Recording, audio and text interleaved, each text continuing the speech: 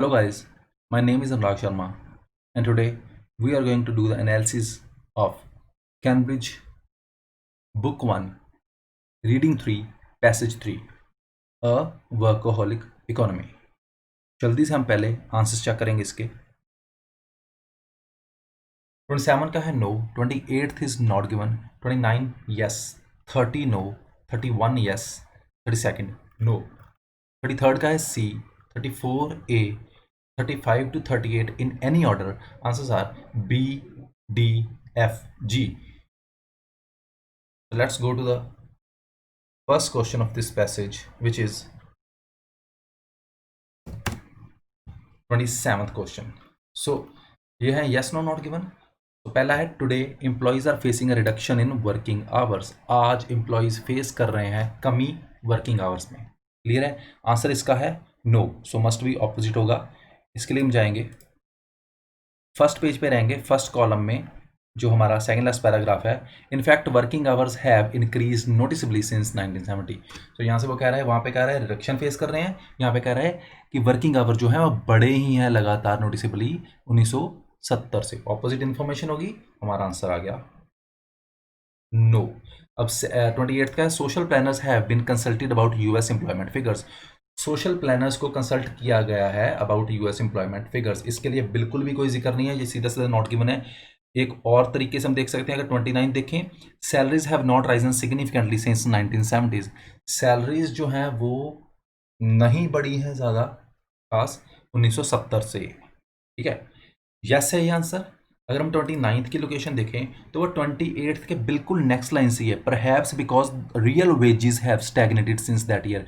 क्योंकि real wages जो है वो एक्चुअल में स्टैग्नेटेड स्टिल ही रही हैं, सेम ही रही हैं। वहां भी बोल रहा था नहीं बढ़ी हैं, यहाँ भी बोल रहे हैं सेम ही रही हैं, एक ही बात होगी। आंसर आ गया यस। सो 27 और 29 का आंसर यही है। तो यस नो नॉट गिवन या ट्रू फॉल्स नॉट गिवन जो है वो होते हैं हमारे सीक्वेंस में, तो इसके बीच में 28th का कोई जिक्र नहीं है, सीधा ही वो नॉट गिवन हो जाता है। अब हम जाएंगे 30th पे। 30th क्वेश्चन है हमारा, the economic recovery created more jobs. Economic recovery ने ज़्यादा जॉब्स क्रिएट किए हैं। ये भी आंसर हमारा नो है, ज़्यादा जॉब्स क्रिएट नहीं किए हैं। कैसे? Indeed the current economic recovery has gained a certain amount of notoriety for its jobless nature. अब वो कह रहा है ज़्यादा जॉब्स क्रिएट किए हैं क्वेश्चन में, यहाँ पे कह रहा है करंट इकोनॉमिक रिकवरी ने बदनामी उसको मिली है उसकी जॉबलेस नेचर के लिए। वो बदनाम हुई है जॉबलेस, उसने, इसका मतलब है लोगों को जॉबलेस किया है।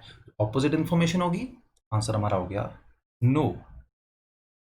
31 है Belin research shows that part time employees work more efficiently. Belin की रिसर्च ये शो करती है कि पार्ट टाइम एम्प्लॉयज जो है वो ज़्यादा एफिशिएंटली, ज़्यादा अच्छे से काम करते हैं। ठीक है, 31 आंसर है इसका यस। सेकंड पेज पे जाएंगे, फर्स्ट कॉलम में रहेंगे। फर्स्ट कॉलम में लास्ट पैराग्राफ जो है बेलिन। ठीक है, and the quantitative and qualitative studies that show increased productivity for part time workers। तो बेलिन क्या शो कर रहा है, वो बोल रही हैं कि increase productivity for part time workers. Part time worker की जो प्रोडक्टिविटी है वो ज़्यादा होती है, वो ज़्यादा एफिशिएंटली काम करते हैं। आंसर आ गया हमारा यस। अब है हमारा 32nd, इंक्रीज लेयर time would benefit two career households. लेयर टाइम बढ़ने से बेनिफिट होगा, बेनिफिट मिलेगा टू करियर हाउस होल्ड्स को, जो दोनों पार्टनर्स काम करते हैं उनको। इसका भी कोई जिक्र नहीं है। ठीक है, 32 है, यह है नॉट गिवन। इसकी अगर हम बात करें तो इसके लिए थोड़ा सा लास्ट पैराग्राफ में दिया गया है टू करियर हाउस होल्ड्स का, यहाँ पे टर्म आ रही है और यहाँ पे लेयर की आ रही है, लेकिन वो दोनों अलग अलग चीज़ें हैं। उसका कि टू करियर को कोई बेनिफिट होगा फ्यूचर में, इसके लिए उसमें कोई जिक्र नहीं किया गया, तो ये सीधा ही नॉट गिवन हमारा आंसर हो जाता है। इसके बाद है हमारे नेक्स्ट आगे MCQs। 33rd, Bailin argues that it is better for a company to employ more workers because people are available to substitute for absent staff।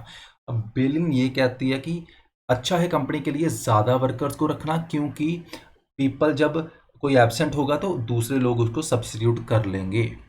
ठीक है, 33rd की हमारी लोकेशन है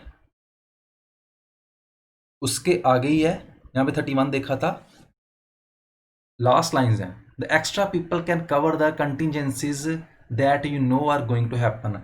एक्स्ट्रा लोग जो है वो एमरजेंसीज ऑफ फ्यूचर में कुछ एमरजेंसीज आएंगी उसको वो कवर कर लेंगी, जैसे कि सच एज व्हेन, जब कोई crisis, when a crisis take place away from the workplace, जब कोई crisis take people away from the workplace, जब कोई क्राइसिस की वजह से लोग काम पे नहीं आते तो जो हमारे एक्स्ट्रा लोग हैं वो उस चीज़ को कवर कर लेंगे, उस एमरजेंसीज को। सो वही वो क्वेश्चन में भी कह रहा था, कह रही थी सॉरी, कि विल कि people are available to substitute for the absent staff.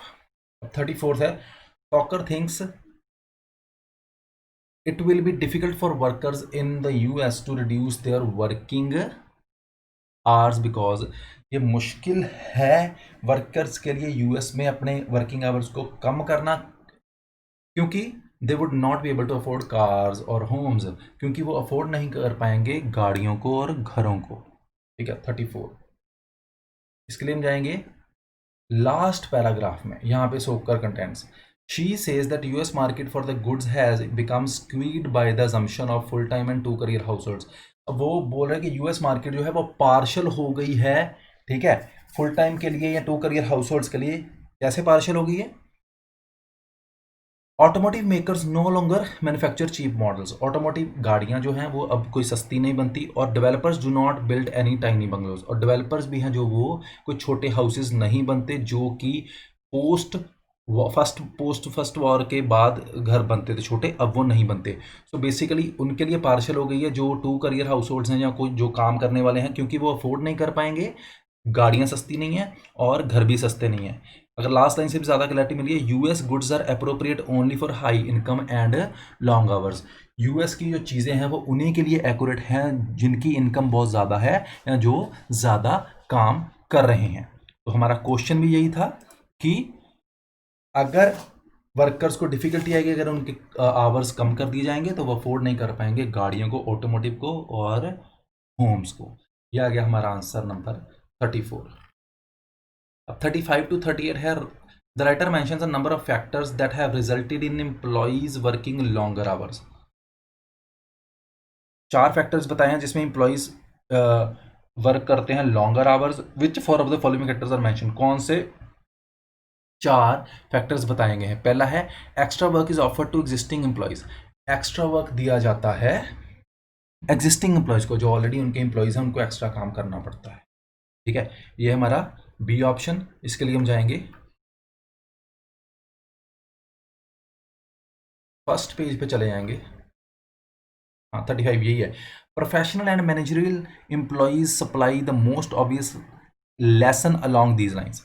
Once people are on salary, जब इंसान वो परमानेंट कर देते हैं सैलरी पे, जब वेजिस पे रखते हैं कि आवरली बेसिस पे जितने आवर्स आओगे आपको उससे उतनी वेजिस मिल जाएंगी, लेकिन जब वो सैलरी पे कर देते हैं so their cost to the firm is the same, तब उनको फर्म को और कंपनी को कॉस्ट तो उनको पे तो पैकेज ही करना है जितना भी है, whether they spend 35 a week in the office और 70, चाहे वो 70 घंटे एक वीक में लगाएं चाहे 35।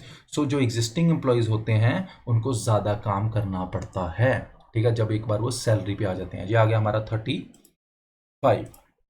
उसके बाद है 36 जो है हमारा D, benefits and hours spent on the job are not linked. Benefits hours के साथ लिंक नहीं है, जो हम जॉब्स पे आवर्स लगाते हैं उसका उसके साथ कोई लिंक नहीं है। इसके लिए अगर हम जाएंगे तो यहीं पे देख लेंगे even hourly employees receive benefits. So hourly जो मतलब के पार्ट टाइम भी काम कर रहे हैं उनको भी बेनिफिट्स मिल रहे हैं, ठीक है, सच एज पेंशन, उनको भी पेंशन भी मिल रही है, मेडिकल इंश्योरेंस भी मिल रही है, और वो बेनिफिट्स लिंक नहीं है number of hours they work. तो वो बेनिफिट कि उसके साथ लिंक नहीं है कि कितने घंटे वो ज़्यादा काम कर रहे हैं या कम काम कर रहे हैं, उनको वो बेनिफिट्स मिलते हैं। ये था हमारा 36। 37 हमारा आ गया F, longer hours indicate greater commitment to the firm.